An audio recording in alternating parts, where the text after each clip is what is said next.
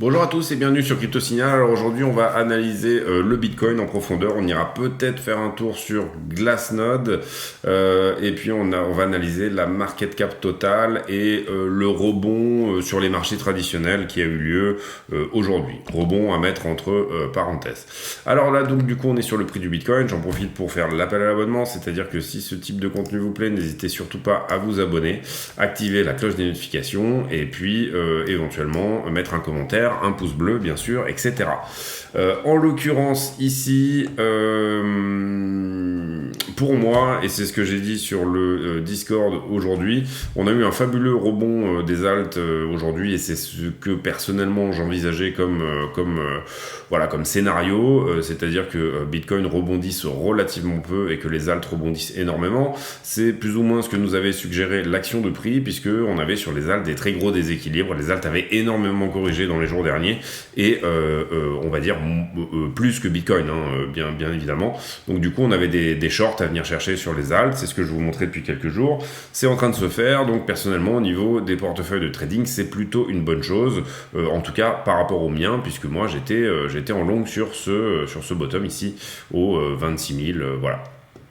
En l'occurrence, quand on regarde ici le prix, moi ce qui me dérange en partie, c'est qu'on est en train de venir faire un tour dans ce creux dans la valeur, là vous voyez ce creux dans le volume profile, et ça sincèrement c'est jamais quelque chose qui est très bon. Pour moi, je considère que si jamais on clôture, si jamais on fait une bougie entière en weekly dans cette zone de volume profile, on a des bonnes chances d'aller à 18 000. Ici vous voyez qu'on a cette target de l'épaule tête-épaule qui nous donne 50% de chance d'aller à 18 000, et puis vous voyez que ce creux vraiment dans le volume profile se clôture autour des 10-12 000. Donc en l'occurrence, tout ça n'est pas très boule, mais moi personnellement, si jamais on ne clôture pas ici dans ces zones de valeur, etc., j'estime on pourrait ici faire un rebond technique assez faramineux, et que en l'occurrence, pour moi, ce rebond technique pourrait aller autour des entre 41 et 43 000 dollars à minima. Je pense que venir chercher ici au-dessus de cette bougie-là est potentiellement un minimum. L'idéal ici, et si jamais le marché voulait vraiment rééquilibrer toutes les forces de liquidation qu'il y a à prendre, serait potentiellement de venir chercher au-dessus des 48 000. D'accord ? Donc voilà l'idée. L'idée c'est que en fait, alors à voir ce qui se passe après sur la chart et ce qui se passe sur le marché du Bitcoin, mais on va dire à confiance équivalente, avec très peu de volume et avec des market makers qui font un peu la loi. Personnellement, je jouerais ce type de scénario, c'est-à-dire on vient chercher ici ces trois résistances autour du 29 août, là en l'occurrence, ou alors avant, on vient chercher un petit peu plus haut, au-dessus des 43 000, autour du, je crois que c'est autour du 5 juillet, quelque chose comme ça. Oui, voilà, autour du 5 juillet, on viendrait chercher cette résistance-là, c'est-à-dire un mouvement très violent qui vient effacer toute une partie des liquidités des shorters qui ont été pris ici. Les shorters ici, il n'y en a pas énormément, mais on n'a plus de longueur à l'heure actuelle, donc pour moi, l'argent se trouve là. Donc c'est là qu'on pourrait avoir un rebond. Ça, c'est pour Bitcoin en mode un petit peu chartiste et un petit peu, wake off, où est l'argent, où sont les liquidités, qu'est-ce qu'il reste à présent à prendre. Ensuite, maintenant, on va aller faire le fondamental. Le fondamental sur Bitcoin, vous voyez qu'ici, plus de 1 trillion, et ça, c'est la une du Wall Street Journal, donc c'est pas du tout un journal crypto, qui nous dit que plus de 1 trillion de crypto, c'est évanoui, a disparu dans juste les 6 derniers mois. Bah oui, puisque la market cap totale était autour de, je ne sais plus exactement, mais 2, quelque chose trillions, et que là, on est autour de 1,6 trillion, je pense. Donc du coup, si on va voir la market cap totale, et c'est l'analyse qu'on va faire aujourd'hui, on va regarder un petit peu où on est sur la market cap totale des crypto-monnaies, et bien du coup, on voit que effectivement, cette structure a pris forme. Si jamais on voulait matérialiser l'épaule tête d'épaule, on pourrait penser que la market cap totale des cryptos irait en dessous des 1 trillion. Si jamais on considère la target la plus, puisqu'on a c'est un petit peu la chart de Bitcoin, la market cap totale sur les cryptos en ce moment. Donc du coup, si jamais on considère la target la plus petite, et bien du coup, vous voyez que cette target a déjà été atteinte depuis longtemps. D'accord ? Donc voilà, grosse question ici qui se pose. Si on regarde un petit peu les niveaux de Fibonacci, ce genre de choses, etc., voir où on pourrait aller à partir de là, on voit que là, je pense que c'est un retracement que j'ai mis, non? On va regarder ça. Pas du tout, c'est un Fibonacci normal par rapport au 0. Donc ce qu'on va faire, c'est qu'on va poser ici un retracement. On prend le plus haut, le plus bas et le plus haut pour calculer un petit peu le retracement que pourrait nous donner cette vague-ci, donc celle que je vous matérialise ici par rapport à celle-là. Et là, en l'occurrence, un petit peu comme sur Bitcoin, on vient de toucher les 127,2. Excusez-moi, sur le Bitcoin, on les a pas encore touchés. Autant pour moi, ils sont aux 24 000 $. Là, on vient de toucher les 127,2. Et la target ultime serait d'aller aux 161,8, c'est-à-dire aux 653 000 milliards. Alors, je pense pas que les 653 000 milliards pourraient arriver, sauf vraiment gros dévissage sur les alts. Voilà, je pense qu'ici, on est déjà dans des Fibonacci au niveau flat étendu qui sont relativement corrects en termes de level à atteindre. Après, pour moi, on est aussi ici, et là j'analyse la market cap un petit peu comme un asset, comme un coin normal. On est ici en zone de rechargement, c'est-à-dire que la market cap nous a montré que elle venait d'atteindre cette zone de rechargement. On est aussi en train de travailler une résistance que vous voyez ici, que je viens de vous matérialiser. Pourquoi? Tout simplement parce qu'elle a touché ici. Ici, on a latéralisé un petit peu. Ici, on a latéralisé aussi. Ici aussi. Ici aussi, et là on est en train de retravailler toute cette zone de support. En fait, on est en train de retravailler la zone de support des niveaux de cet été, ok?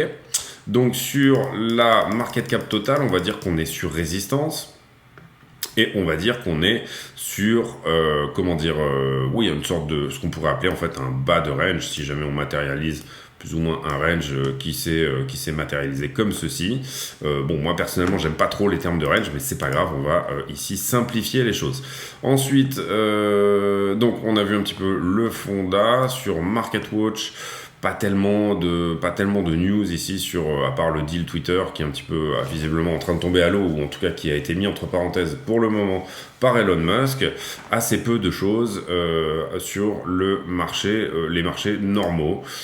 Sur les marchés des bitcoins, on nous parle de Luna, et je ferai une petite update tout à l'heure rapidement sur Luna. Et puis sur CoinDesk, on nous dit peut-être un petit peu de soulagement après une semaine très brutale pour Bitcoin. Alors à propos de Luna, il y a en fait beaucoup d'exchanges qui ont délisté Luna, tout simplement parce que les mouvements étaient complètement dingues. Il n'y avait plus d'arbitrage qui se faisait d'un exchange à l'autre sur Luna, c'est-à-dire que tout simplement même les arbitreurs ne voulaient plus de Luna. Moi personnellement, j'ai pris un TP sur mon dernier niveau d'achat, c'est-à-dire que je l'ai doublé, hein, donc du coup j'ai acheté au 1 cent et j'ai revendu au 2 cents. Donc du coup j'ai doublé ce niveau d'achat, donc ça m'a permis de repayer un petit peu mon niveau d'achat autour des 3 $, puisque moi je réfléchis en termes de valeur de pourcentage de mon capital de trading. Donc du coup voilà, je suis un petit peu dedans avec une partie de mon bag, mais c'est pas grave. Visiblement je crois, j'ai entendu dire que Do Kwon avait proposé un plan de relance autour de Luna, un nouveau plan de relance qui serait de recréer 1 milliard de coins, d'en donner 40% aux gens qui avaient du Luna, qui holdaient du Luna depuis longtemps, en donner 40% aux gens qui holdaient de l'UST, en donner 10% aux nouveaux traders dont je fais partie, qui ont investi sur Luna au moment où en fait il y a eu la décorrélation avec le dollar, entre l'UST et le dollar, et d'en donner 10% à la fondation, donc ils essaient de faire un plan de relance. Bon voilà, on verra ce que ça dit. Dans tous les cas, moi personnellement, les pertes que j'ai accusées sont vraiment pas conséquentes. Je suis vraiment désolé pour les gens qui avaient investi sur Luna, qui avaient beaucoup investi sur Luna, qui avaient beaucoup d'UST en pensant que c'était un stablecoin, qui l'avaient stacké, etc. Moi, bien mal m'en a pris, mais j'ai pas investi sur Luna massivement, ou en tout cas, j'ai pas pris énormément de profits et gardé ces profits en UST pour les placer encore une fois sur Encore ou sur ce type de protocole DeFi. Pour ces gens-là, ça doit être vraiment difficile d'avoir investi sur quelque chose, d'y avoir cru, de l'avoir vu monter to the moon et d'avoir fait confiance dans les stablecoins algorithmiques et ensuite de se retrouver comme ça dans des moments où c'est un petit peu compliqué. Sachez simplement que Binance a relisté la paire Luna contre BUSD. Voilà, donc ça recommence tranquillement maintenant à revenir sur les exchanges sur la base de ce qui peut rester de la valeur Luna. On va pas faire non plus toute une vidéo sur Luna, mais je voulais vous montrer ici l'idée. On va maintenant passer sur le sentiment. Sentiment, qu'est-ce qui s'est passé dernièrement? On a eu encore une fois 300 millions de liquidations la nuit dernière, donc ça c'est relativement important. La plupart se sont faits en short, vous le voyez ici, sur les dernières 24 heures. Donc ça veut dire que ce marché peut potentiellement commencer à être shorté, notamment pour beaucoup sur les alts. Vous voyez que sur les 300 millions qui ont été ici pris, et bien tout simplement, il n'y en a que 15 millions qui ont été sur BTC. Donc du coup, ça veut dire que, et je vous montrais depuis quelques jours que les alts étaient massivement shortés, et bien tout simplement, ça veut dire que on est en train de short squeezer tranquillement les alts pour aller prendre l'argent là où il se trouve. C'est-à-dire que Bitcoin n'était pas massivement shorté, mais les alts l'étaient. Donc du coup, on a des alts qui ont fait des rebonds d'une trentaine de pourcents pour certaines. Et c'était le scénario qu'on avait joué. Voilà, c'est cool parce que du coup, voilà, on est vraiment sur le scénario basique qui est de dire, assez souvent, quand vous voyez des moins 30, moins 40% sur certaines alts, vous pouvez vous dire qu'il va y avoir un joli rebond derrière dans la journée, tout simplement parce qu'il faut aller chercher les liquidités et short squeezer les personnes qui se sont mis en short, en fort levier ou pas, hein, c'est même pas la question, aller chercher les stops de ces gens-là, faire souffrir une partie du marché. Là, on est sur le Bitcoin en 5 minutes. Vous voyez que on avait ce niveau de short là que je vous avais noté, qui désormais a été pris. Qu'est-ce qui s'est passé ensuite? Le funding a fortement augmenté tout en diminuant,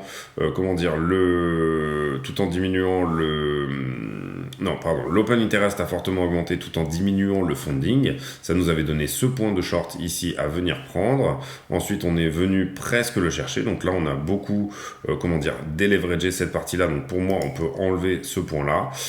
Ensuite, on se reconstruit avec une forte hausse de l'open interest. Et vous voyez que c'est littéralement mitigé. C'est-à-dire que le funding ne réaugmente pas massivement. Il réaugmente, mais pas massivement. Donc on pourra noter un nouveau niveau de long à venir prendre ici. Ok, tout simplement parce que oui, effectivement, sur cette montée de l'open interest, on a eu des longs qui sont rentrés dans l'histoire puisque le funding réaugmente, mais on avait aussi des shorts. Vous voyez que l'augmentation n'est pas si forte que ça, et surtout, voilà, on a eu quand même pas mal de shorts. Le funding redescend, excusez-moi, ici. Donc on aura un niveau de short pour moi à venir prendre là. Hop. Et on va même le noter ici au même prix, mais à côté pour bien comprendre qu'il n'a pas été pris. Pour moi, ce niveau-là n'a pas été nettoyé encore. Là, on commence à descendre, donc du coup, ça nettoie un petit peu de longueur, mais on a des longueurs. Vous voyez que le funding revient vert ici. Donc on a des longueurs ici à venir prendre un petit peu dans cette histoire. Donc niveau de short, on l'a mis ici. Niveau de long, on l'a mis ici. Vous voyez que ça correspond un petit peu au plus haut, plus bas précédent. Voilà, pour moi, on a deux chances ici. Soit BTC décide de souffler. Et quand je parle qu'on a deux chances quand je regarde uniquement le sentiment, d'accord? Soit BTC décide de souffler et donc du coup, il vient chercher ici ce niveau des 28 000. Ça permettra de réaccumuler du short, ça permettra de rect tous ceux qui sont rentrés sur cette montée-là jusqu'au 28. Donc soit c'est le cas, soit on a une chance aussi que non seulement il souffle, mais en plus, ils viennent ici nous faire un nouveau plus bas, c'est-à-dire accumuler encore plus de shorters pour refaire encore la même chose, un petit peu sur le modèle de ce qu'on avait fait cet été, c'est-à-dire que à chaque fois on a accumulé un peu plus de shorters et on remontait.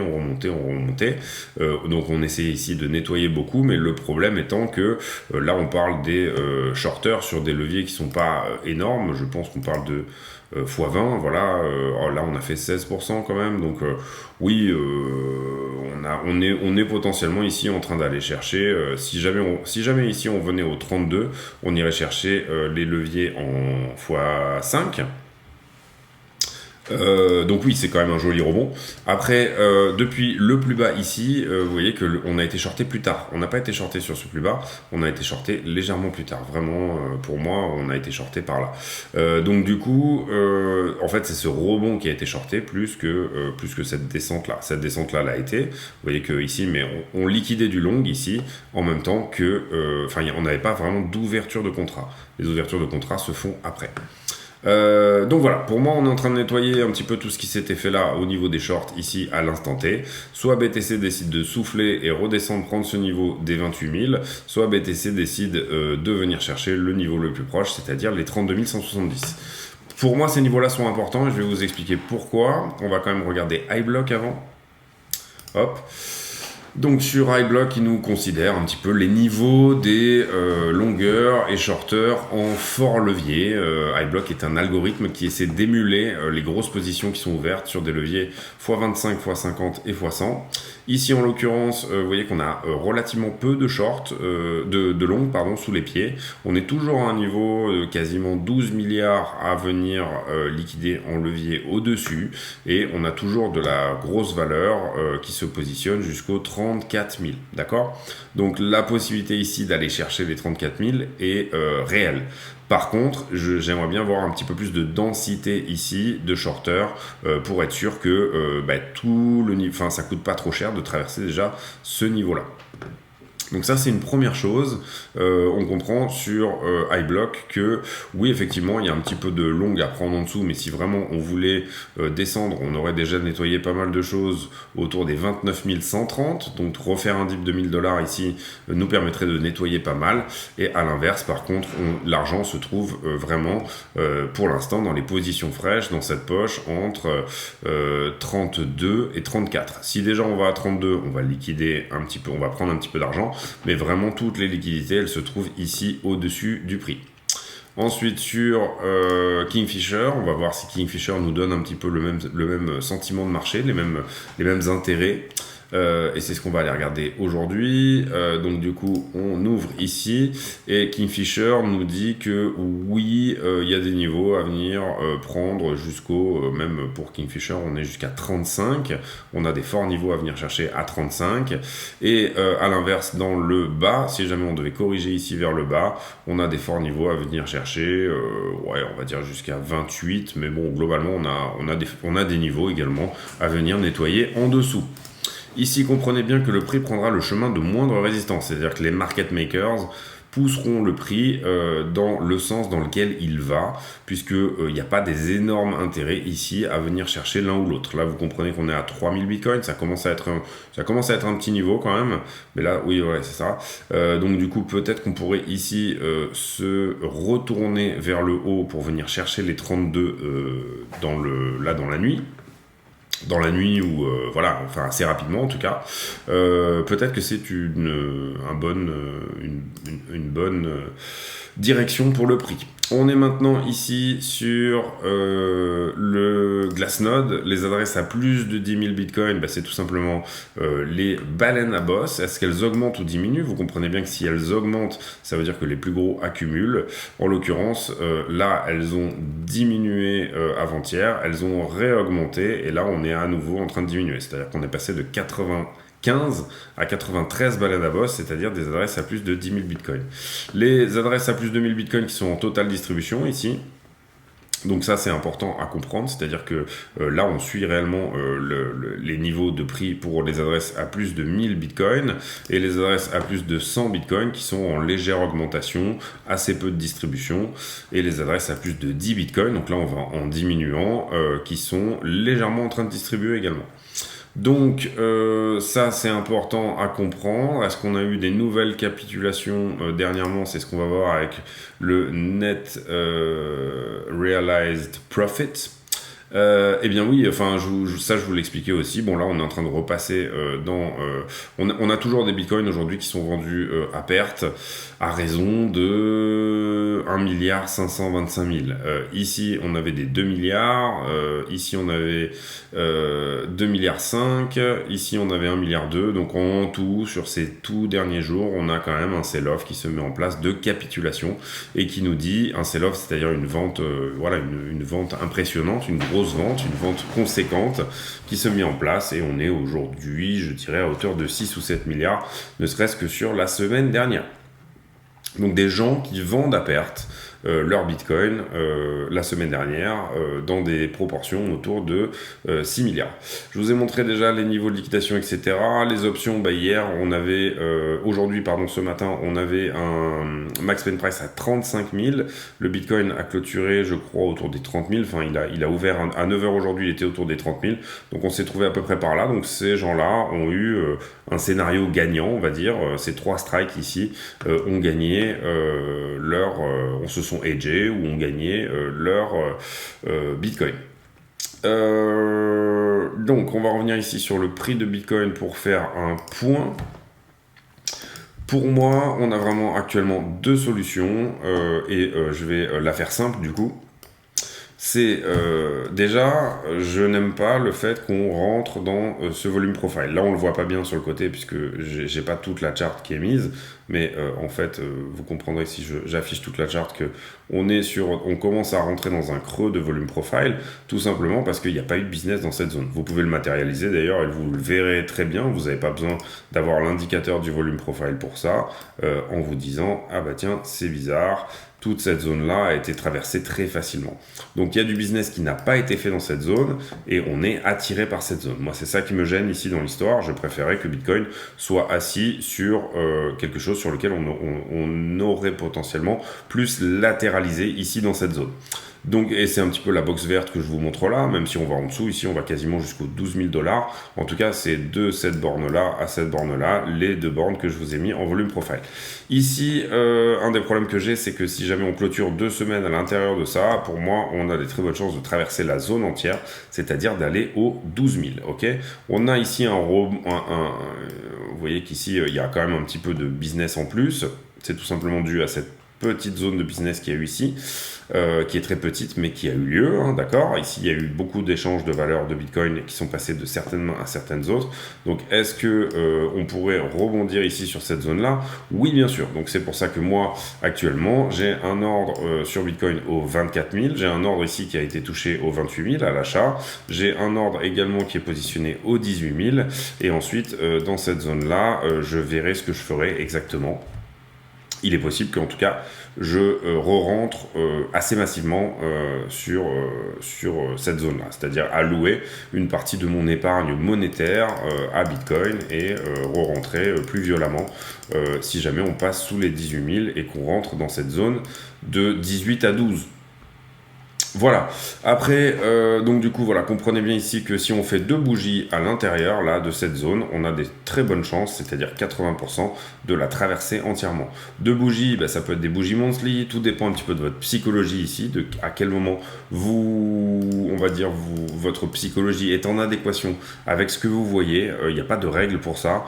Donc du coup, voilà, définissez-vous en fonction de votre profil psychologique. Si quelqu'un attend 2 mois de clôture, c'est tout à fait valide. Si on décide qu'on a clôturé en 2 mois, tout simplement parce que la structure entière et le volume profile et la structure entière est visible en monthly, d'accord? Ici en monthly, vous pouvez vous dire je vais attendre qu'il y ait vraiment 2 clôtures monthly à l'intérieur de ce truc là. Pour moi l'expanding tient toujours aussi, c'est-à-dire l'expanding à ce niveau-là, c'est-à-dire est-ce qu'on va tenir les niveaux de cet été ou pas. Pour moi ils n'ont pas été cassés réellement puisque on va prendre ça comme ça. Pour le moment, pour moi, ni en daily, ni en weekly, ni quoi que ce soit, on a fait une clôture réellement dessous. Pour l'instant, vous voyez qu'on n'a que des mèches ici qui se sont faites en dessous. Si vraiment on commence à faire des clôtures, etc., j'aurai une autre analyse des choses, mais à l'instant T, voilà. Autre chose, donc du coup, quand je vous explique par rapport à ce volume profile, et vous voyez que j'ai mis ici la bougie qui correspond, eh bien, il est très important pour moi, et là, vous voyez qu'on bute sur la résistance, on pourrait peut-être même la mettre à un niveau un peu plus précis, voilà, quelque chose comme ça. On bute sur la résistance, et là, en l'occurrence, je considère que si on sort de ce volume profile, on a énormément de chances d'aller aux 42-43 000 $, donc un rebond technique. Et après, on verra ce qu'il arrive. Si jamais on doit redescendre, on verra ce qu'il arrive à l'instant T. Mais en tout cas, voilà, je considère qu'ici, quelque chose qui me soulagerait énormément serait de passer au-dessus des 31 000 $ et faire plusieurs clôtures au-dessus, etc.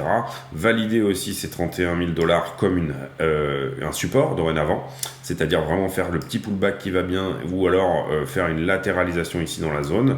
Sinon, je considère qu'on a des chances de faire tout simplement soit une figure un petit peu comme cet été, c'est-à-dire quelque chose qui descend comme ça et qui décourage vraiment tout le monde, et puis qui à un moment donné dépasse et prend tous les niveaux, donc du coup crée cette espèce de W weekly qui fait que tout le monde pense qu'on repart vers le haut, et ensuite repart et fait un nouveau plus bas. Voilà, ça c'est une structure où vraiment tout le monde se décourage, tout le monde est au bout du bout, c'est typiquement la structure où sans réellement que le prix diminue, et il y a quand même une zone d'accumulation qui se fait là par les très gros, et bien tout simplement le prix est quand même en train de diminuer. Donc la psychologie de ce type de figure est vraiment horrible, parce que pendant un certain temps vous avez envie de shorter ce truc, puis finalement là quand vous voyez qu'on fait un plus bas, vous décidez de le shorter, donc tout le monde, au fur et à mesure, vous avez des gens qui se décident à le shorter sur toute cette longueur là, et puis au bout d'un moment, tac, on reprend, on récupère toutes les liquidités au-dessus de ces niveaux là, on vient chercher au-dessus, donc du coup tous les boules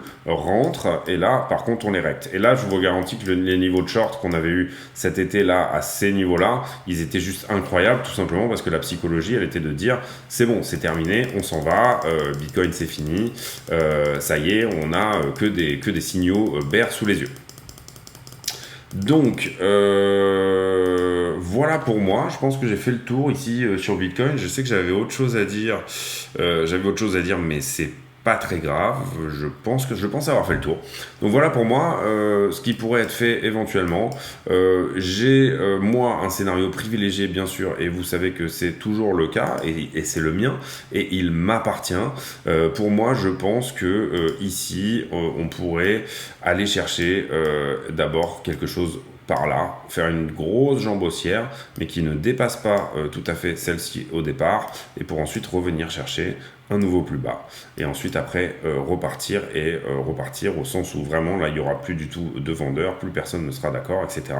Donc je pense qu'en fait, si vous voulez, la figure que je vous matérialisais cet été, elle est déjà quasi mûre. Alors elle est allée en montée cette fois par rapport à celle de cet été qui allait en descente, mais ici on a vraiment, on se construit sur quelque chose de haussier, ensuite on casse tout, on commence ici à avoir des shorters dans l'histoire. Je vois bien l'histoire que soit on fait ça, on rebondit un tout petit peu, ensuite on vient chercher ces niveaux là et potentiellement ici au-dessus, là tout le monde va crier à la TH, énormément de longueur qui rentre, et là on vient nettoyer tout ça pour descendre plus bas. C'est une possibilité que vraiment j'envisage, donc je joue ce rebond technique bien entendu, et c'est pour ça que je me positionne à l'achat sur le trading, mais aussi à l'achat sur autre chose.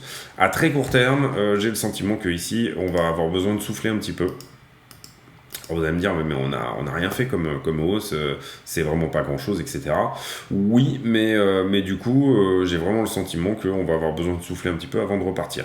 Est-ce que ça veut dire que on va, clôturer plusieurs bougies sous les 31 124, etc.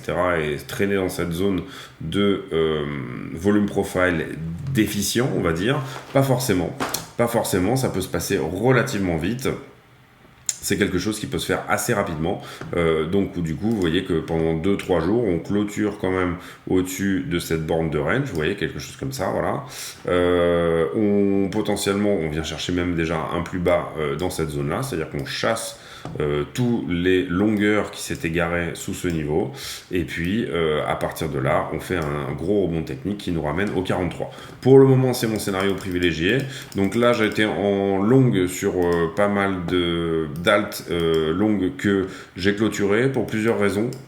J'ai clôturé également ces longues parce que je peux pas trop suivre les écrans en ce moment, donc j'avais lancé ces longues il y a de ça quelques jours le soir, et puis là voilà, ils ont fait leur TP partiel, donc j'ai eu des alertes, et puis j'ai décidé de les clôturer totalement parce que je peux pas laisser courir mes profits ici, tout simplement parce que je ne peux pas suivre au jour le jour ce qu'il se passe sur les écrans, puisque en ce moment je suis relativement occupé par ailleurs. Donc du coup voilà, là j'ai fait mon TP.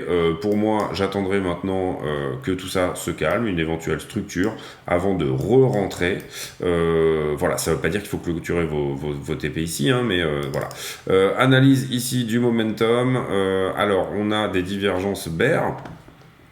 On a des divergences bear en 4 heures. Vous voyez qu'ici, on fait un nouveau plus bas.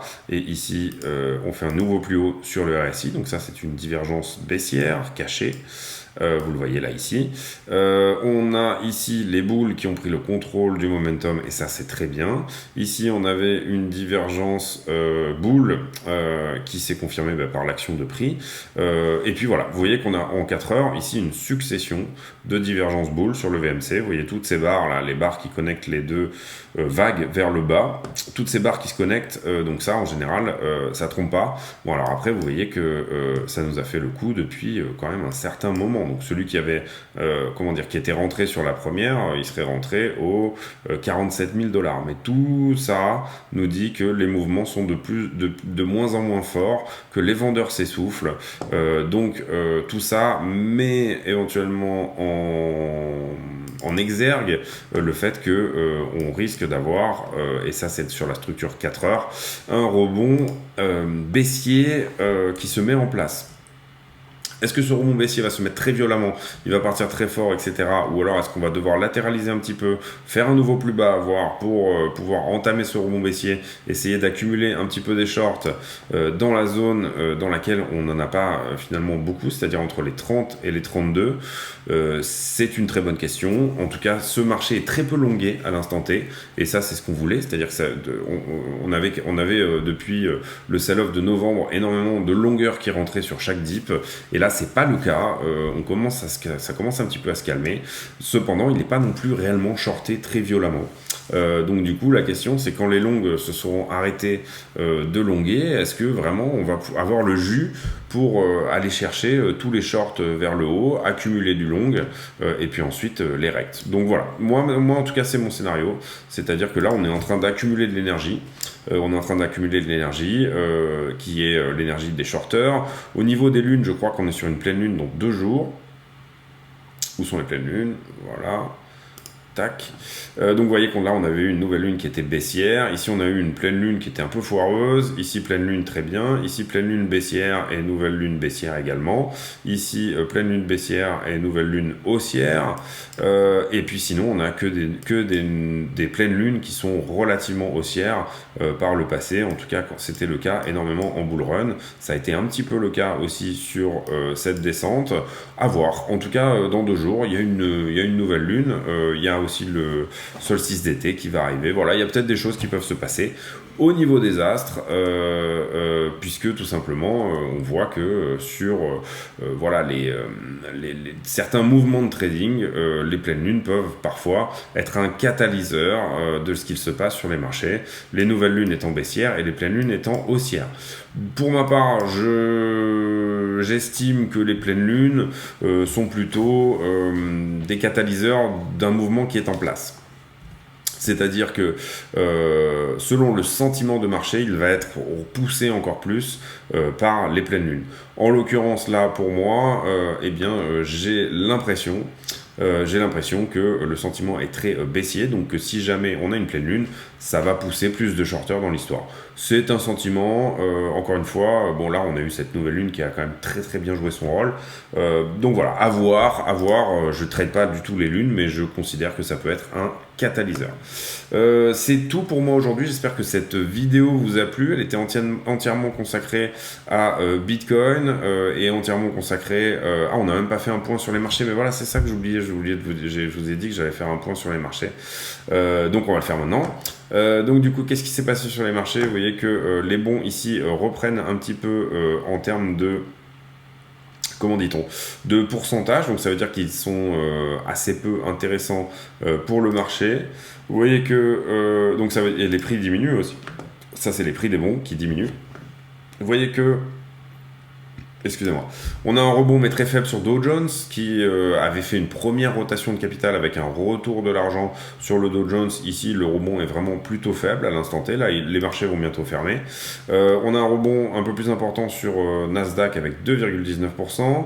Le pétrole qui part en flèche, qui continue son triangle de continuation ici et qui continue à partir autour des 110 $. Le SP500 qui fait un très joli rebond aussi avec 2,39%. Et l'US Tech, c'est-à-dire le Nasdaq 100, qui lui fait un rebond de 2,80%. C'est-à-dire qu'en l'occurrence, là, on est sur des rebonds qui sont quasi équivalent à ce que nous a fait Bitcoin sur les dernières 24 heures. Bon, il avait commencé, Bitcoin fait 3,43, il avait commencé déjà un petit peu à rebondir hier, donc voilà. Mais en tout cas, voilà, corrélation des marchés, elle est encore relativement... elle joue encore un petit peu. Voilà, à vous ici de voir. En tout cas, on a eu une journée correcte sur Wall Street, voilà, plutôt haussière, comme c'est souvent le cas d'ailleurs le vendredi, quand la semaine ne nous a pas donné un ton un petit peu dégueulasse. Donc on a des bonnes chances que la semaine prochaine ça ouvre un petit peu dans le même sens, sauf si on a eu des news baissières ce week-end. Voilà, j'espère que cette vidéo vous a plu. Si c'est le cas, n'hésitez pas à vous abonner, à activer la cloche des notifications. Pour moi, le niveau à surveiller, je vous l'ai dit, c'est les 31 131 $. Si on arrive à enfin clôturer au-dessus de ce niveau et à repasser ce niveau-là, j'estime qu'on sera sorti d'affaires au moins pour un petit moment. Si jamais on commence à traîner trop dans la zone dans laquelle on est actuellement, à savoir la zone entre 30 et 32, j'estime qu'on a peut-être encore plus de chances que 50%, la chance de l'épaule tête-épaule et la figure chartiste que je vous avais donnée, encore plus de chances que ça de descendre à 18 000, voire 12 000. Donc c'était mon avis, vous en faites ce que vous voulez, mais pour moi, il y aura un rebond technique avant d'aller à 12 000, c'est mon scénario privilégié, c'est-à-dire que je ne conçois pas qu'on aille à 12 000 sans venir traiter ces niveaux de liquidité là, voilà, à minima autour des 43 000 $, potentiellement autour des 47, ici 43, ici 47. D'accord? Je vous souhaite à tous une très agréable soirée, merci de m'avoir suivi, et à très bientôt. En commentaire à la con pour cette fin de vidéo, c'est-à-dire que j'aime bien que les gens qui regardent les vidéos jusqu'à la fin mettent un petit commentaire qui n'a rien à voir avec le Bitcoin, comme ça je sais qu'ils ont regardé jusqu'à la fin, et comme ça en plus ça crée des liens un petit peu différents. En commentaire à la con, aujourd'hui on dira est-ce que vous êtes fan de ce genre de... Est-ce que sur votre table de nuit il y a ce genre de bouquin par exemple, c'est-à-dire des bouquins comme Le Chartisme, Bourse et analyse technique, comment les secrets du Fibonacci trading. Voilà, est-ce que vous en êtes là ou pas? Est-ce que vous avez vraiment, vous aimez parfaire un petit peu votre technique par tout simplement des lectures, ou alors est-ce que voilà, vous estimez que l'apprentissage se fait mieux par l'image, ou tout simplement voilà, voilà. Est-ce que vous êtes plutôt bouquin, ou est-ce que en termes de trading, hein, on parle de trading là ici, ou alors est-ce que vous n'êtes pas du tout bouquin et vous êtes simplement sur de l'intuition, du feeling et ce genre de choses. C'est tout pour moi aujourd'hui, je vous souhaite une excellente soirée à tous, merci de m'avoir suivi. Vidéo encore un petit peu longue encore une fois, mais bon voilà, j'ai un petit peu blablaté sur des choses et d'autres, et en même temps j'espère que ça reste agréable pour vous. C'est tout pour moi, excellente soirée à tous, merci beaucoup, à bientôt.